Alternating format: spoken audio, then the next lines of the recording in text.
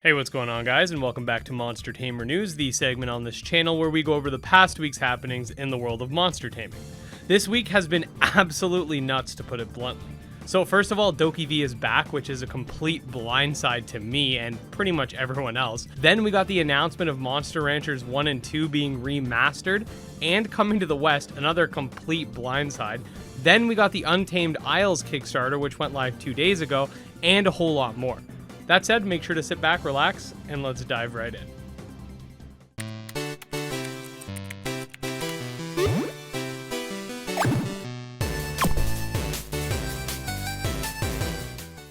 Alright, so we're actually going to start things off with a new game that just launched in full access that we have not yet covered on the channel, that being Serene Fate, which is described as follows.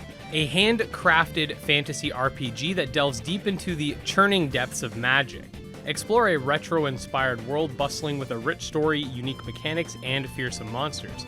Encourages an adventurous spirit and offers greater difficulty to the brave who seek it.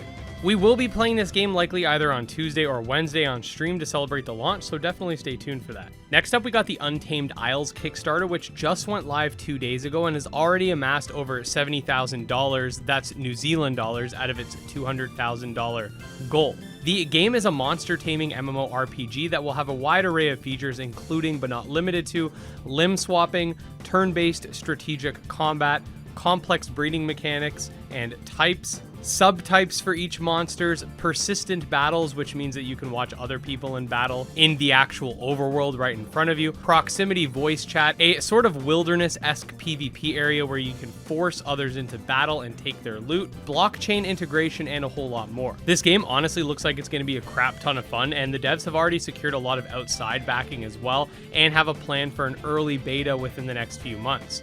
The Kickstarter will be linked in the description should you want to check it out. This week, we also got the resurgence of DokeV, a former monster taming MMO, now monster taming action-adventure game that features real-time combat where you fight alongside your DokeV, utilizing various weapons, an honestly breathtaking open world that you can traverse via various different modes of transportation, and a whole lot more. I've uploaded 3 videos going over the various aspects of the news since this week, so definitely feel free to check them out should you want to learn more about the game. It's coming to consoles and PC in 2022. The Chain Monsters Alpha 6 has released, which includes a myriad of new features and items, including the crystals and flowers, which can upgrade your moves, a full roster of the 25 alpha NFTs if you're into that side of things, the ability to capture wild chain monsters, and a huge graphical overhaul, which brings the game into 3D and honestly looks great. The beta will be launching next month, which will include even more features and the stuff we mentioned here, so definitely stay tuned as I will keep you guys updated. If you want a guide for where to find those new alpha items, I got you covered in this video. Serial Ultimate has updated to version 0.11, which adds a realm difficulty option, a turbo mode toggle,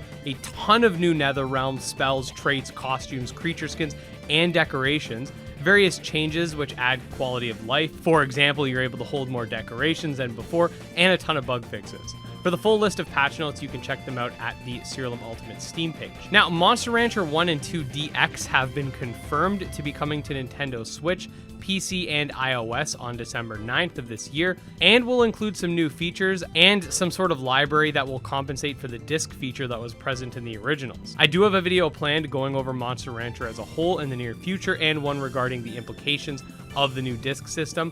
Definitely stay tuned for those because it's going to be some real exciting stuff. The latest Patch Quest devlog went live, and in it the developer goes over the upcoming update to the game.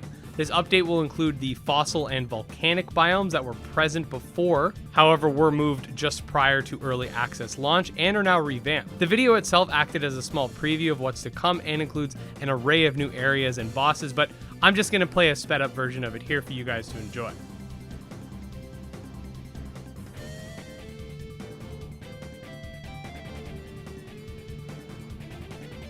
Alright, so now it's time for the rapid fire news, covering any small and or simplistic updates that don't require a lengthy explanation. Let's jump in. The latest Monster Sanctuary PvP season has begun. Check out the Monster Sanctuary Discord or Twitter for more information. We've had some design changes for Nexomon 1 via a mobile update. These monsters received some pretty nice changes in my opinion. We've got some new gameplay screenshots for Coromon, which look absolutely gorgeous. The final Wave 1 Abomination free DLC is here, which brings forth Cubbud, Blursome, and the most awesome Obami being Goosifer.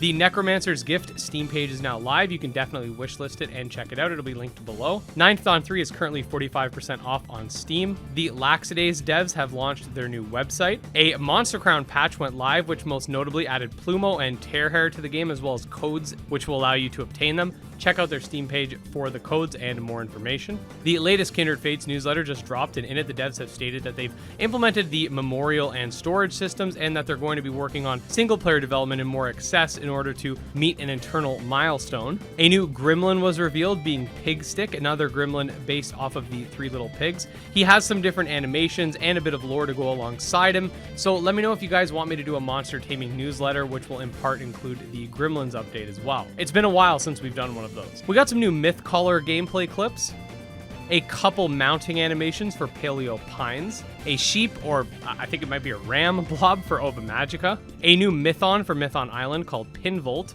some brand new Zokai for Zokai Zoological Yokai, some new Drugimon, some new Sentius concepts for Sky Climbers. Ento Drive added an XP link item to the game, which acts like an XP share, presumably. A confirmation that Disc Creatures World will feature some sort of side view mode. The Guild of Dragons Twitter warned that keeping your precious valuables in a vault will be key.